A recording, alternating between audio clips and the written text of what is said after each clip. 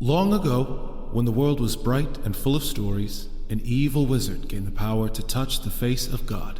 Narrativa, goddess of stories and weaver of our world, banished him to the void, but not before he stole a piece of her divine essence. With this newfound power, the wizard lay a dread curse upon all the world, the Glyph Purge, which struck from the minds of all mortals the knowledge of how to read and write.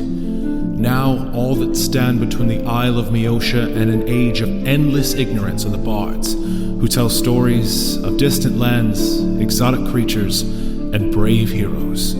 This is one such tale. Hello and welcome to Challenge Rating Zero, the latest and greatest Dungeons & Dragons podcast to hit the internet airwaves. I am Sam, your Dungeon Master, and I am joined as always by my longtime friends and adventuring companions. Hello, I'm Brian, and I play Hektor the Gatekeeper. Hi, I'm Beth, and I play Rilla Longshadow. Hey there, I'm Alex, and I play Ruger Firehide. And last but not least, we have the man who calls himself Michael, but who we call Parker, Michael Parker playing the druid Zurabak. Say hi, Parker. Hi, Parker. Fantastic. We are joined once again, dear listeners, for a tale of epic fantasy.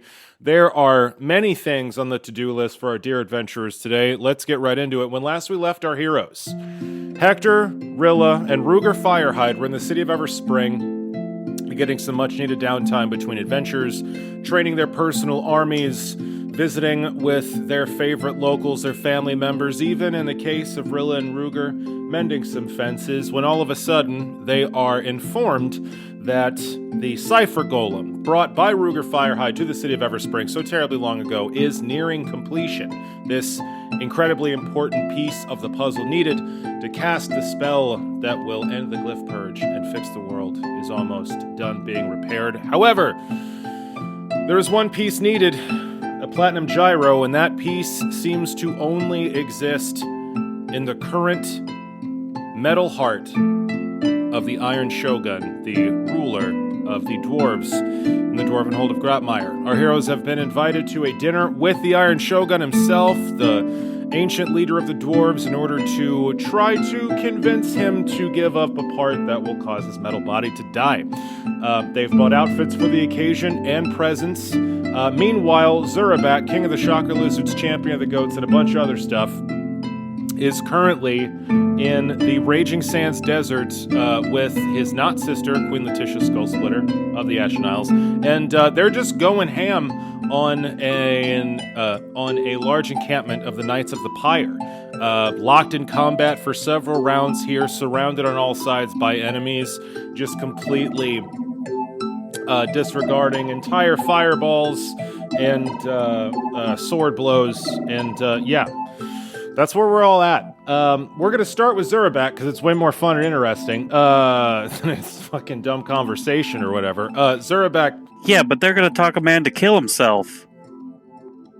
I mean, true, if they... Because it's going to be awkward and... If they roll... cringy, probably.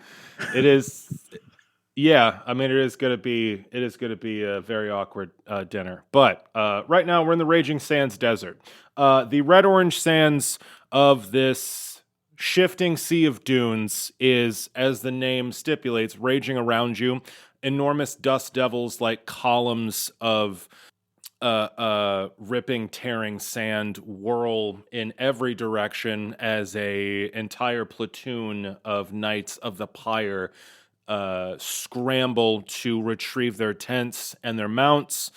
You are yourself surrounded by three lower-level goons, knights that are still menacing you with their long swords.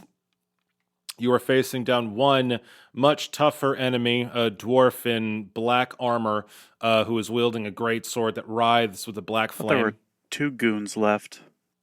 Okay, 2 goons left, 1 blackguard, and then there's 4 sorcerers targeting you right now. You have in your corner Queen Letitia Skullsplitter on the back of a giant fucking bird, your old companion snake, and a fucking T-Rex. And that's where we left things, because it's Dungeons & Dragons, baby.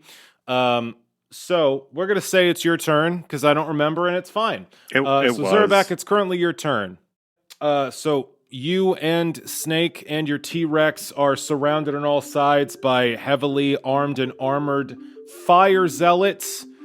There are 2 goons behind you, a lieutenant in front of you, and some sorcerers that have been tagging you. The rest of the army is shuffling back and forth behind this group. It seems like they're getting their shit together. It is your turn. What would you like to do? See, I healed last turn, I do believe. Yes, you did. Oh, there's my health. Okay. Yeah, I'll go before Snake. I'm gonna stabify this blackguard-looking fella. Cool. You hoist your spear and lash forward with your obsidian weapon. Roll an attack roll. Made it myself. Hold on, I'm looking for where I wrote my newly adjusted attack rolls. Of course you are. I see snakes. Oh, they're there. And I rolled for the first one, 33. That is a hit. Do you want them individually, or can I just chunk all the damage together? Yeah, chunk it all together. Okay, the second roll is a 28. That is a hit. Nicely done. And the last one is a 26. That is just barely enough to get its armor class. Alright, the spear is a D8? Yes, D8. Boop, boop, boop. Where's my plus damage? Right there. I realize my mistake now, which was starting this episode by making Parker do math and just killing the momentum. Yeah, it's gone. It's done. You're welcome. Let's see what he got, though. 85 points of damage for 3 attacks. Hell yeah! From 3 separate hits, 85 points of damage with all of your aspect of nature buffs. That is incredible. You wield your spear like a raging nightmare, your spiked armor glistening as the sun is refracted through these dust devils. And your obsidian spear lashes out, cutting deep gouges in the side of this guy's neck, piercing his liver. You drive the tip through his upper thigh and rip it free. Blood flows freely from these savage wounds. He's still on his feet, this motherfucker.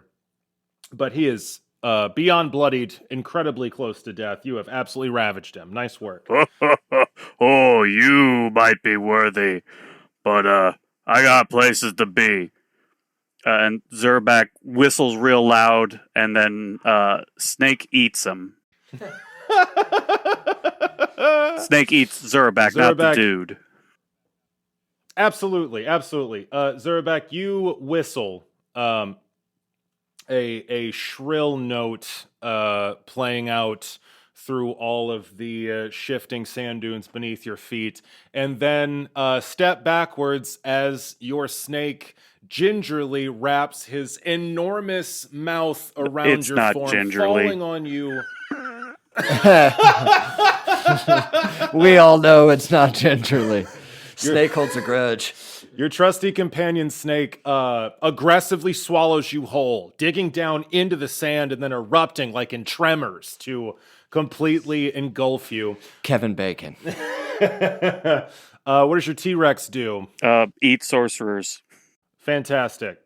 He does do that. His giant rectangular head wrenches down and snaps shut, and another one of these sorcerers clad in this brilliant red armor is gulped down into his maw with a very satisfying shriek. The other sorcerers kind of run in fear, and as everyone, well, you don't see shit. No, I don't see shit. Everything's dark.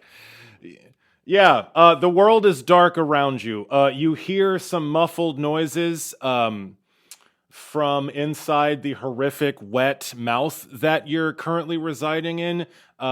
You hear some sounds of confusion, a couple muffled yells, and then you hear loud laughter and just an enormous explosion. The force of the impact rocks Snake, and you actually take some crushing damage as some huge thing just kind of blows up. Do you want me to roll a reflex save?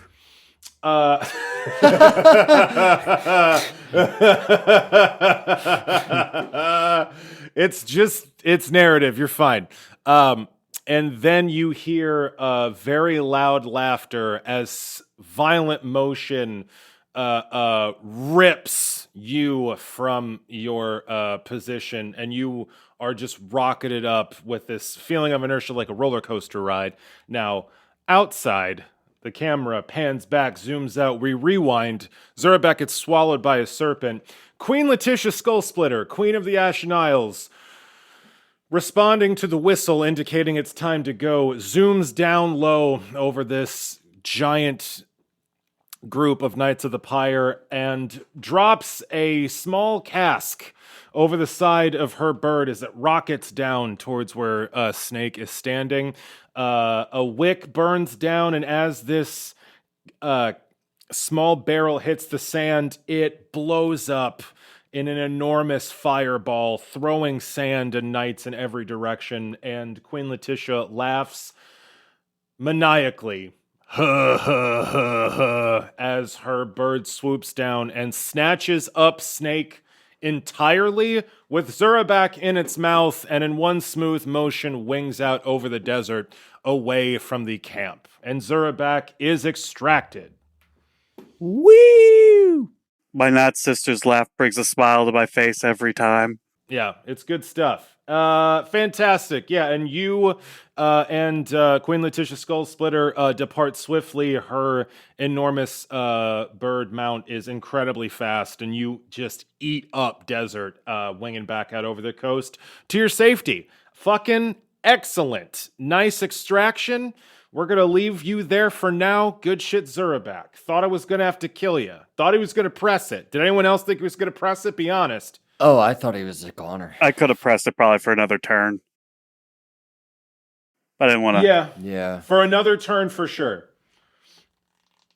Brian, Beth, do you think he was going to press it? I thought he already did. Parker, Fair. Parker never dies. It's frustrating. So I'm really concerned. And, Wow. he just kind of threads the needle well enough that it pisses Listen, me off. Asteria died Man, all I've the been time. playing- Parker has had several characters that did die. I will say that, having played with them for a while. Yeah. Just At not least where one of Beth them has was seen it. designed to die, Yes. though. Yeah, I didn't play that campaign. This is inside baseball, though. So we're going to leave Zurabak in his snake's mouth, being carried by a giant bird away from the army of the Knights of the Pyre. Nicely done. We switch to Everspring. Rilla, Ruger, and Hektor, you three are, we'll say, sitting in a booth at the Crooked Stool. It is morning. This very evening, you all have a dinner with the Iron Shogun, Lord of the Dwarven people, who you've recently realized is a very, very, very, very old dwarf who's only kept alive because his body is a iron golem. Yeah, you have decided to meet to discuss your tactics and what the fuck you need to know and how you're going to go into this. And yeah, is it okay to set you three at the Crooked Stool to talk this over? No. I actually protest strongly. And then I order Yeah, we're too breakfast classy for that from the bar now. bartender. Yeah, it's like I'm a celebrity. I'm a protagonist. I don't know if you're aware. See the badge? That's a very good point. Y'all could get a seat anywhere in town. I go to the Crooked Stool. Son of a bitch. I strutted though, because I'm a protagonist. I don't like how sticky the floors are. Why do we keep coming here? I don't like this. We can afford a better place now. Burger, come on. You say that, but I spent a lot of money on our shopping trip. Your sister's got a sense of style. Exactly. It's costly. My new shoes are going to get covered in beer. This is disgusting. Hektor picked the place. Why are you yelling at me? Because I'm not talking to Hector. Obviously. Oh, yeah. Now, This strategy meeting should go well, then. Who said that? Okay. It was a ghost. Which I, for one, believe in wholeheartedly. Just like Protos and Narrativa, the Stricken, and now ghosts. I swear my allegiance to these ghosts. As your Ghosts are obviously not real. Why? Did you see one? Hector, I hate to break it to you, but you died like 12 episodes ago. You've been a ghost for some time, buddy. It sucked. Varix killed you. I'm real sorry. That's a bluff check, you liar. Oh, No, we don't need to get into that. Sense motive. Ah. All right, kids.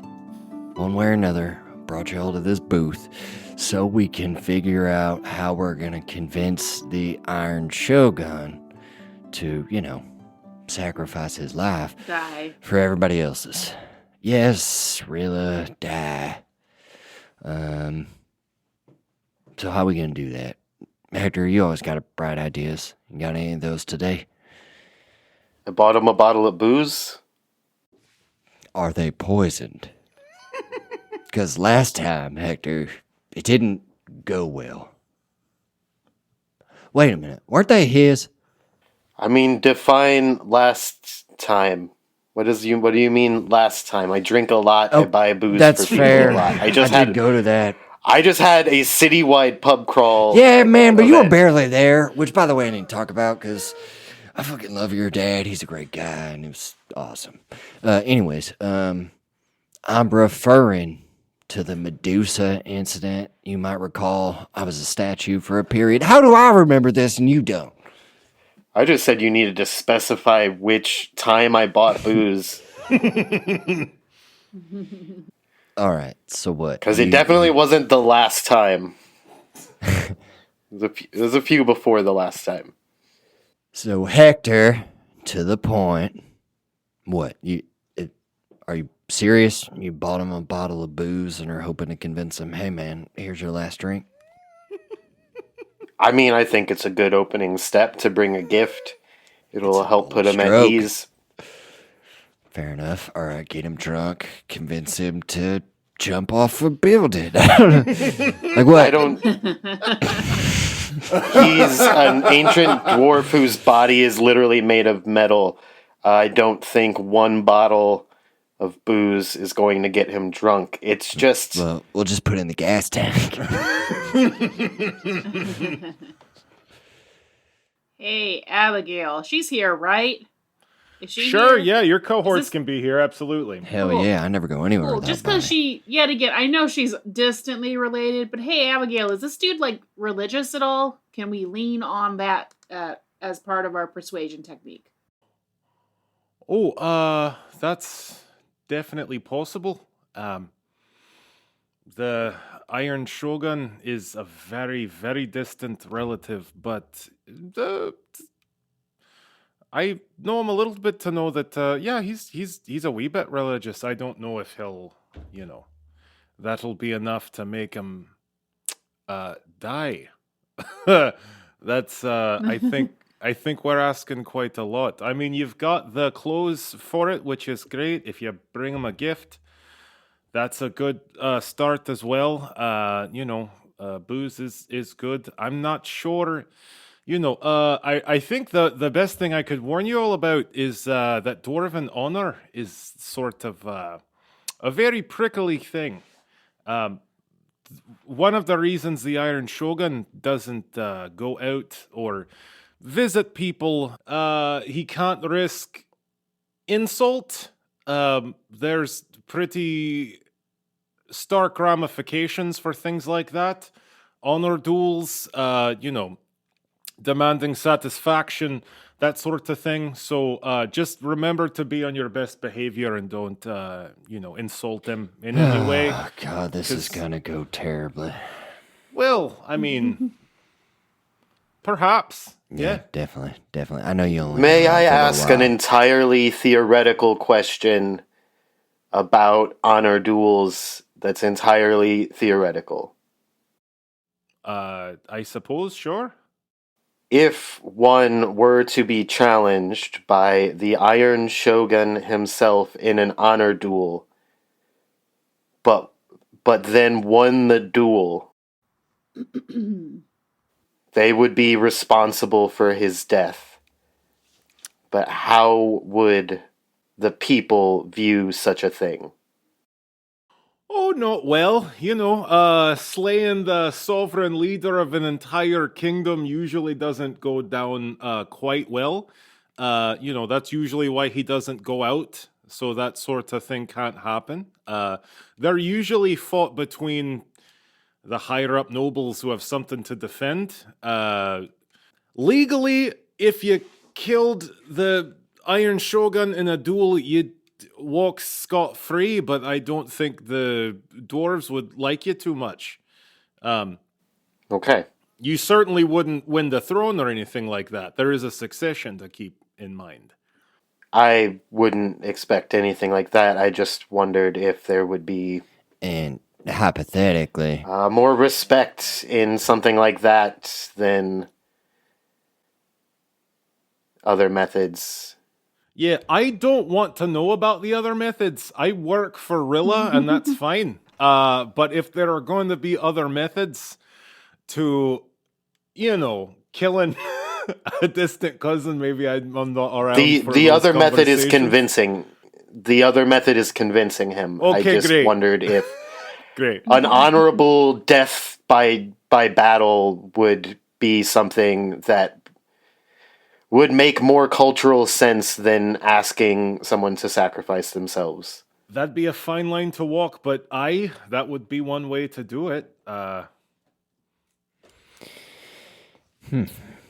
Interesting notions. I mean, I personally would like to put out there that I think that convincing him to sacrifice himself should be plan B, and that plan A should be to learn more about a platinum gyro and exhaust to see if there's any other possibilities that do not require a death.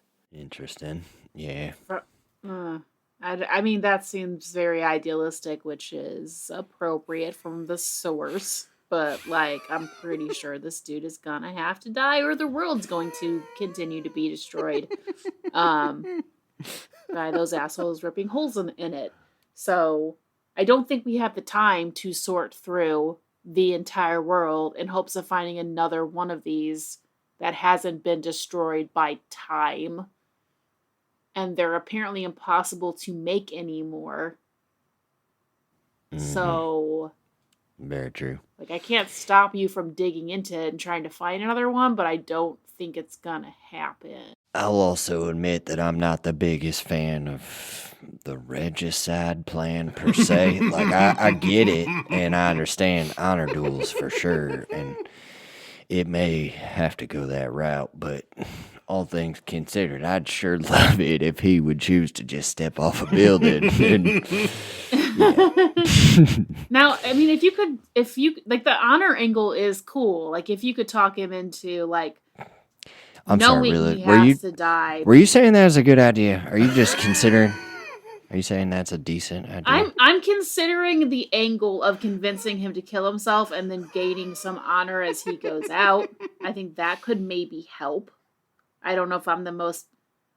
I probably shouldn't be the one talking. Let's just start with that because I'm a little direct for this man. But I'm just saying, if you can get him in the mindset of glory and sacrifice and saving his people, that probably would help. Mm-hmm. Yeah, right? Legacy of martyrdom is not. Especially he's kind of religious. He'll be remembered He's got for reasons eternity. to think about legacy. 100%. Yeah. He also certainly has proven a desire to maintain life. I mean, naturally beyond his lifespan, and yet fighting for it still. So, who knows what kind of reticence he might have towards this idea. But yeah, calling on legacy, honor, family duty, and all that shit could work. Or Hector could hit him with a real big hammer. Speaking of big hammers, I got a question. Rilla, I seem to recall there was a frozen forest we went to a while back, and we found a space hammer. And I thought it was pretty neat. And Rilla kind of nonchalantly leans against her space hammer. Uh-huh. Yeah, it's a real neat hammer. I was wondering, can I see it? Would you mind handing me that hammer, Rilla? Sense motive. Yeah, no, I want to see her fail for sure. You don't even need to roll it. Why? Ruger. Well, so, Rilla, look, that seems like a really neat hammer, from a time before all this bullshit, and who knows, it might even have some interesting properties to it, and it'd be cool to kind of explore that.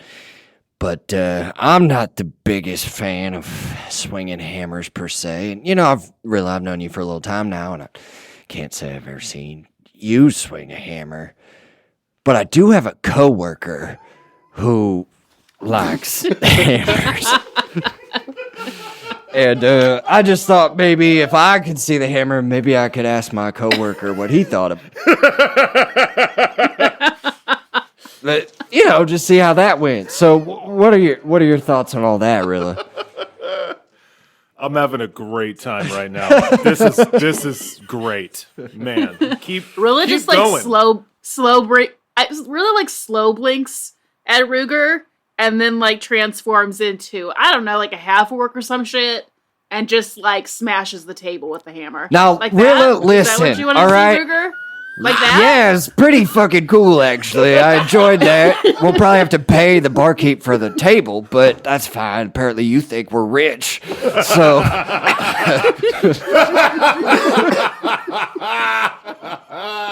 You want to know why the floors are sticky? Well, my fucking orange juice was on that table.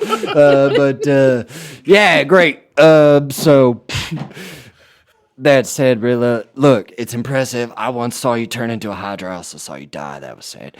But I've never seen you swing a hammer. And my friend Hector, who I've been training in the yard with. Well, I never had a hammer as cool as this one before. It's pretty neat. I'll give you that. Fine. Look, we have a storied history of me trying to convince you of things and you telling me to fuck off. And we can honor that tradition here today. Or you could, just surprise old Firehide and let me, your coworker, see the hammer, and I might let my coworker see the hammer. So you can give it to Hector? No, thank you. I would just let my coworker Hector check it out. And then I'd have to take it back from your coworker Hector. Do we want to start that in a bar? I mean, it'd be kind of cool. Oh, it's fine. Just don't turn into a Hydra. I can't afford a new roof. All right, fine. I won't press the point. But if you are feeling charitable... Hector gets up and leaves. Hector, buddy! Cool. That's fun. So now I guess we just kill a king. Rilla, we've gone through this. All right, Brian. Hector the gatekeeper's walking away from the table. Where are you headed, bud? I want to go talk to Pockets. That is a great call. You head through the city, and you find Pockets nervously pacing outside of the broad stone lift that leads from the city of Everspring down to Grotmire in the core of the Everspring Mountains. They are covered in their usual garb, leather armor, just covered in pockets, toe to tip. Their beard parted in the center and braided back over their ears into their hair. They regard you excitedly as you approach and say, "All right then, Hector, it's good to see you. You getting all ready for this dinner? It's a kind of a huge thing, and my reputation's sort of riding on it because we fucked up the initial pitch. So, what do you need, friend? How you doing?" I need to know more about the Platinum Gyro. I can certainly help with that. The turnkeys are, well, the ones, the most foremost experts on these kinds of things as technology from the old world. I have the perfect person for you to talk to. Come with me. And Pockets steps onto the broad stone elevator that leads down to Grotmire. It descends into the depths. You're inside of this enormous cylinder carved into the core of the mountain with the water from Lake Dainum rushing down in a pillar of rushing water going all the way down the center. And you're surrounded by the bustle of Grotmire dwarves industriously buzzing all about you, applying their trades, crafting, selling things, and you come to a very plain-looking stone door that has a broken lock painted on the rock over it. And Pocket says, so, yeah, this is sort of our headquarters, and I've got someone, I think, who'd know more about this than me. They open the door, and sitting inside, you see a just enormous workshop. This tiny nondescript door opens up into this huge open space supported by some rock pillars that leads way deep into the rock of the mountain. And there's just people in sort of drab brown armor at workbenches with aprons, pouring shit into beakers with little Bunsen burners. You see people with all sorts of fine tools you've never seen before working on old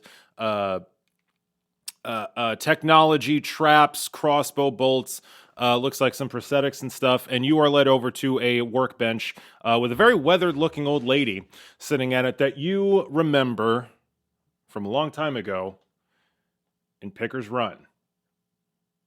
This is Tess, who you briefly met a long time ago, right when you first met Ruger Firehide. She looks up from the work she's doing. She's got some very small, fine tools that are currently, looks like tightening some screws and what looks like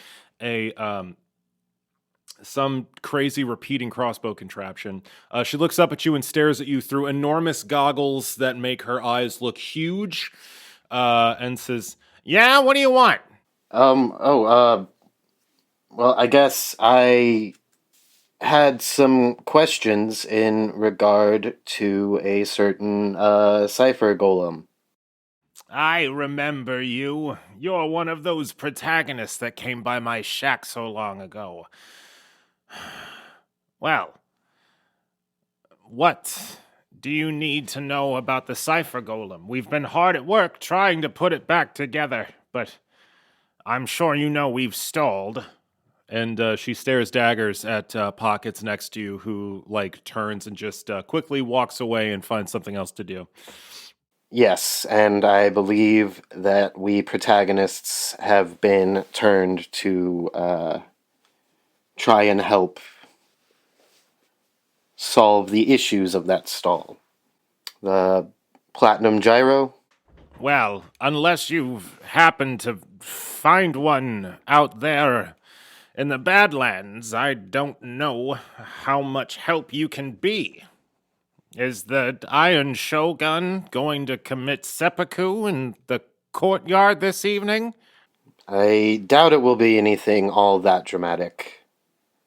But I must do my due diligence. I know that there are many that have been working on these issues, many smarter than I, but I would be remiss if I did not take the time to learn what I can and see if there's some weird thing that I can uniquely spot that could help us. So we know of a platinum gyro, but we don't know how to make them anymore. Is that correct? That's about the long and short of it. These pieces of machinery are not only made of an incredibly rare material that's hard to find, they are also precision crafted with machines that we don't know how to operate. The equipment used to make these things is old and complicated, and everyone that remembers how they work is long dead. It is an equipment problem and a knowledge problem. How long ago are we talking? Oh, about 1,000 years.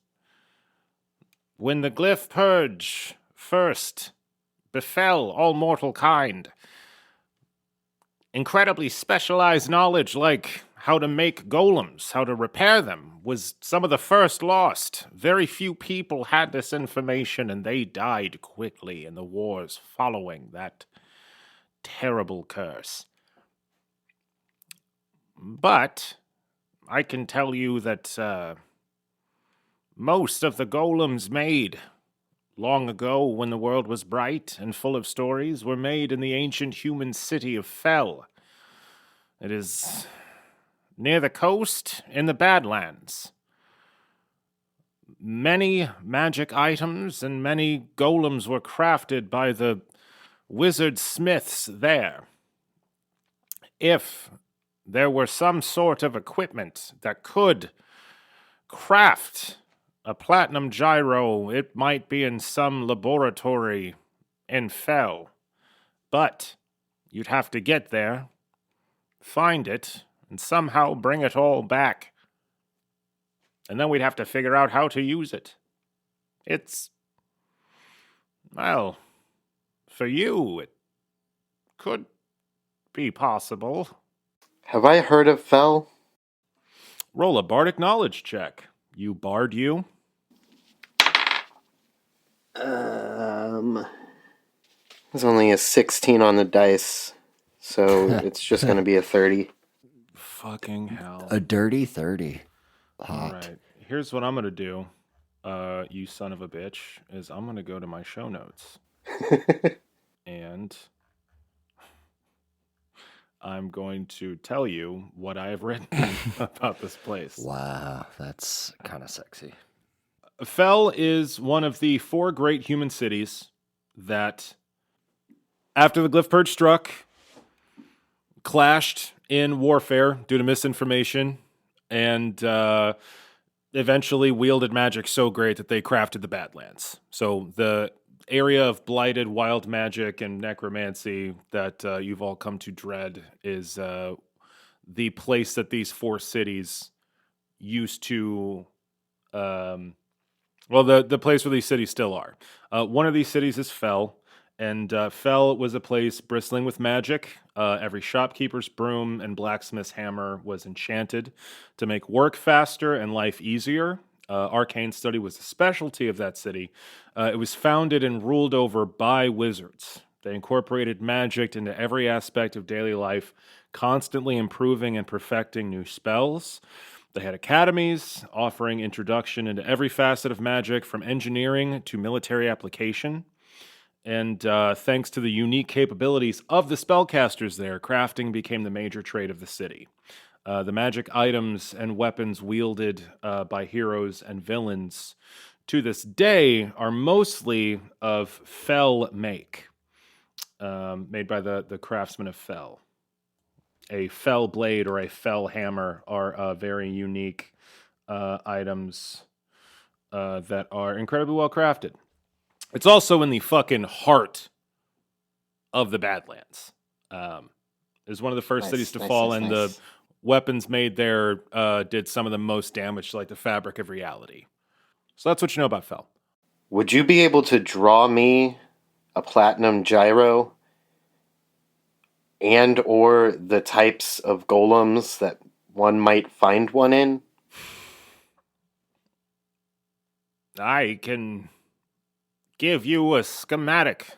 We've found one that we've been trying to parse as we go through this painstaking work. And she rifles through some papers on her desk. You You, as a curator of a museum, are a little flinchy because these are ancient pieces of parchment with like very detailed technical drawings on them, and she's just kind of flipping through them like nothing. But she pulls one out, and it shows a very detailed drawing of an incredibly complicated looking machine part. It seems almost teardrop shaped, except around the wider part at the base, there's a ring sort of standing out of it that's connected by several spokes. And it looks like the whole thing kind of spins and somehow balances on a point. You can't make out any of the numbers, sigils, words, but the picture's very clear. This is what it looks like. As far as what golem would need it, every golem would need it. Well, I think that's all I need. I appreciate your time. It's my pleasure.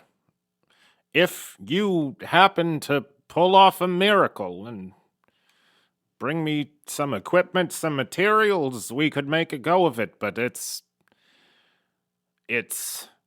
not safe there. I've gone many places that aren't safe. All right. Cool. We're going to leave Hector there. Rilla and Ruger, you are strangling the Iron Shogun. Yeah, I'm trying to convince him. I'm just going to push him off the building. You two have your hands wrapped around his neck. I need you to both roll grapple checks as you murder the Yeah, I'm on board. What are you two doing while Hector's getting this info? Cleaning up a broken table, because that's just rude. I guess I should ask Hector, do you just go back to the bar and tell this to your homies, or what? Pockets is Pockets still there, or did Pockets leave me there? Pockets is like at a table away from you. Okay, I go to Pockets and ask, can we push back the dinner a couple of days? Is that a thing? I cannot stress enough to you that you can't do that at all. You cannot, not even a little bit. You can't, no. It's sort of like a dinner with the king of all the dwarves, whose minds and money sort of make ever spring possible. No, you can't.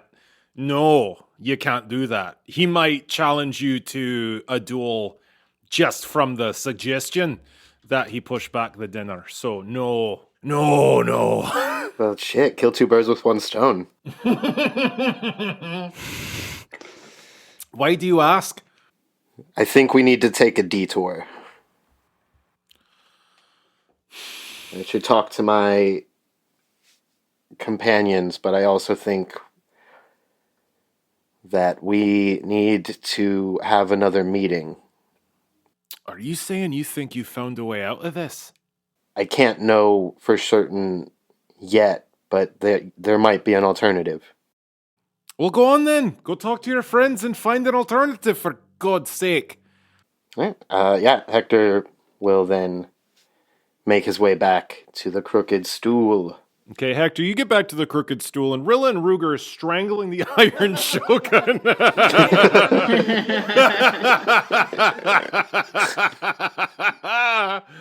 They're killing him so right. His massive iron body. I rolled a 26 in my grapple, by the way. You know. God damn! Rilla's just beating him to death with really that hammer. And that's just Rilla stats. 18. Jesus. God, she's one-handing that hammer. She's crushing it. Okay.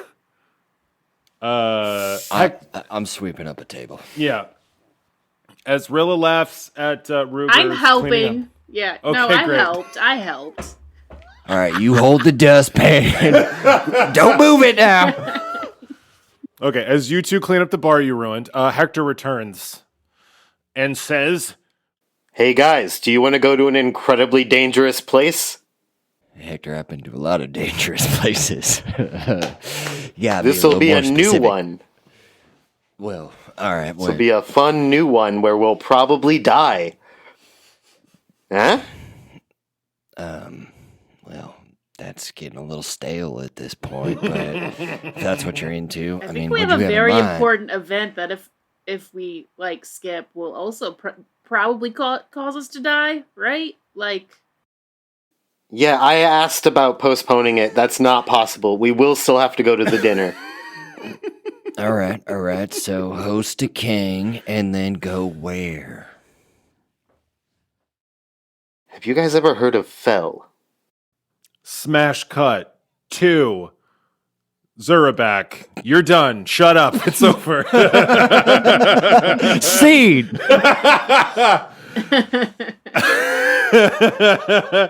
Zurabak, you are eventually thrown up by Snake. By the time he regurgitates you, you are back on your terrible, terrible island, the Isle of Niho.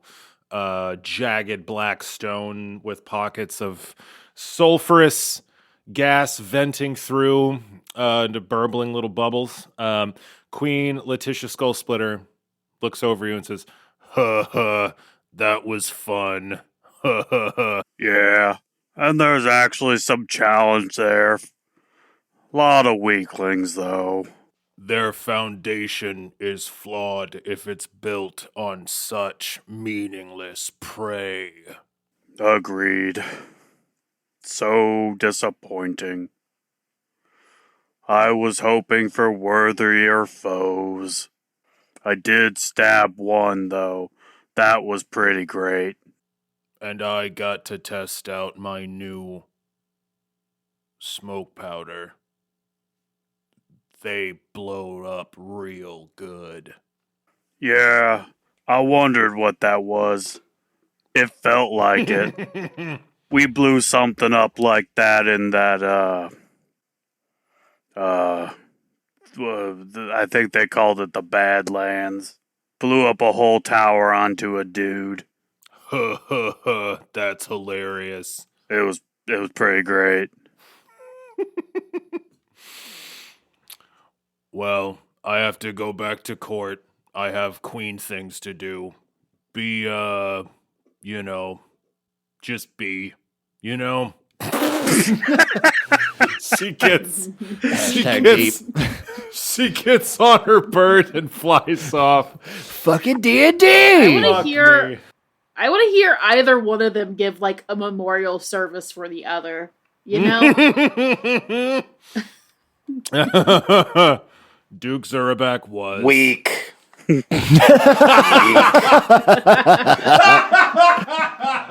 I always knew he would die first. While strong in life, now weak in death. All right, Zurabak, you have successfully tested out the mettle of the Knights of the Pyre. You've strafed their camp, thrown them in disarray, did them a little disservice, slayed some of them. You're back at your home now, and I give everyone else a month of shit to do.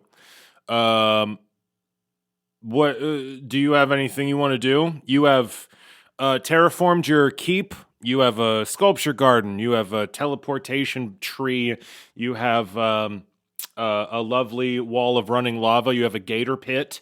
You have also discovered that sulfur that is found on your island is needed to make smoke powder, which blows the fuck up. You're going to be getting some of that soon.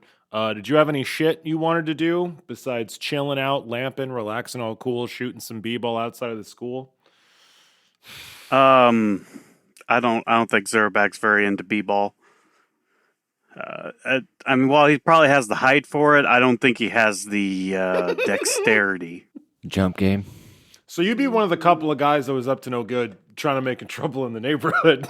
Well, yes, that's a shtick. I figure we've established this. Have you been listening this whole campaign? Like, he puncture the basketball is what he do, and then laugh that beautiful laugh. Yeah, he would. Oh, Christ. Were there any projects you wanted to pursue or things you wanted to do? Oh, no, he got nothing. I mean... Cool. Then we rev you up a month in time, and you're now in the current moment that we're all in. And I guess I want to ask real quick. This is going to be a little short one before we wrap things up and move on to the next phase. Does anyone have any way to get in touch with Zurabak?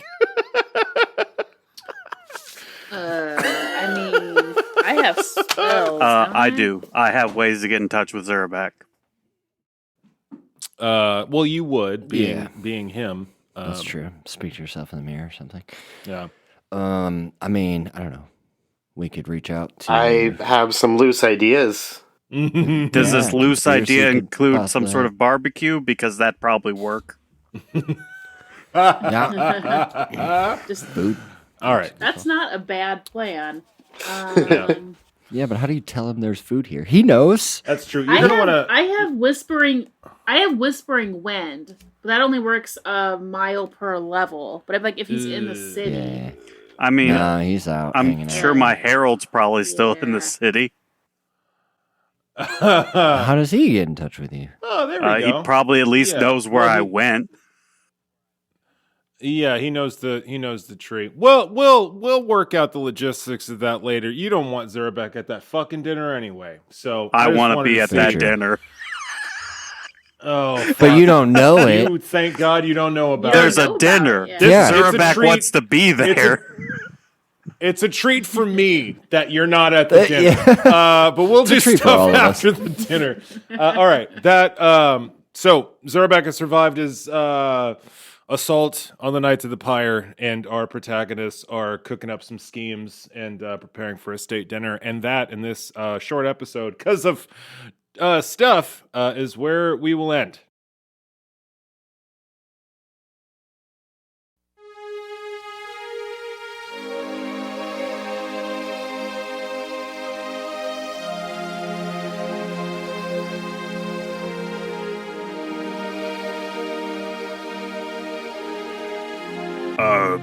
Welcome to the Zurabak show, where Zurabak does things to people that they probably don't want done to them.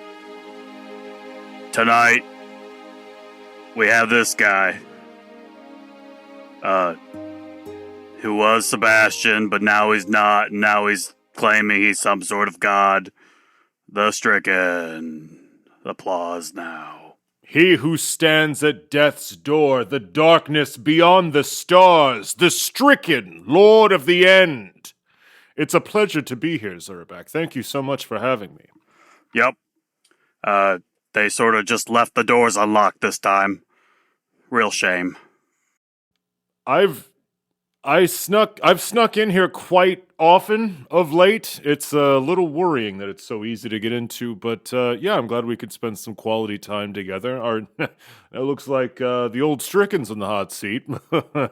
What did you have a question? Yep. Oh, you want me to ask the question? I mean, I suppose I can. That's usually how this works. You know, it's just so weird being on this side. I can't see Sharon out of the corner of my eye like normal. Slowly creeping into view. So deliciously inscrutable. So yes, Zurabak has the question tonight. What? No. What? Where? No. What are your plans with us after we succeed? Now, my dear Zurabak, that is an excellent question. I know, I'm good at things. You, protagonists, represent the greatest heroes this world has seen in quite some time, and I would hope that after we get the chance to fix all of the holes in reality, when we banish the void back to its proper place and cure the world of the glyph purge, I would hope that all of you would do your part to make the world a better place. Uh-huh. And do you just get chucked into the void then, or do all the people that got ate by it get shoved out? That my dear Zurabak, is delving into waters that are too deep even for me to tread. Well, I just need to know if I have more people to scare. Everything happening right now, I assure you, is entirely unprecedented. I can't make any predictions as to what will happen to the souls that have been lost so far, but if all goes well, then yes, I will return to my rightful place, and you all will continue your great work.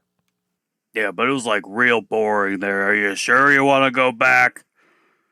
You probably need like some mood lighting or something. My throne lies empty. That must be seen to. Probably need like a lava waterfall. Lava fall? Lava fall. I know a guy. If you need one. And a gator pit. For the, the gators. I'll certainly keep that in mind. Was there anything else you wanted to ask me, Zurabak? Probably, but I'm thinking about my poor gators right now. Well, I guess that's gonna do it for us here at As the Dice Turns. Thank you for listening, and until next time, keep those dice turning. The show is now over! Hey there, dear listener. Sam the DM here, checking in with the credits at the end of the show. Challenge Rating 0 was edited by the incomparable Audius Prime, aka Matt Sims. You can find more of his work at audiusprime.com. Music for Challenge Rating 0, including our amazing theme song, is provided by the harp wolf Danielle Williams. You can find more of her work at danielletaylorharp.bandcamp.com, including her album Why Are We Surprised When Seasons Change. Additional music for Challenge Rating 0 is provided by Justin Ra. You can find more of his work at justinra.com, including his album Age of the Spirit. If you want to find us on social media, we are on Facebook and Instagram at Challenge Rating 0. We're at Twitter at Challenge_0. And if you'd like to email us here at the show and send in any questions for As the Dice Turn segment, you can send any emails to challengeratingzero@gmail.com. Any questions we receive will be read on air. If you'd like to support the show, we are on Patreon, patreon.com/CR_ZERO. We've got some bonus content on there for you folks if you are interested. And if you can't support us fungibly, we ask only that maybe you take some time to give us a review, recommend us to a friend, all that good stuff. Thank you so much for listening. We're still trying to make the best show we can for you folks. We're going to keep on keeping on. I hope you all take care of yourselves and each other out there. We'll see you next time.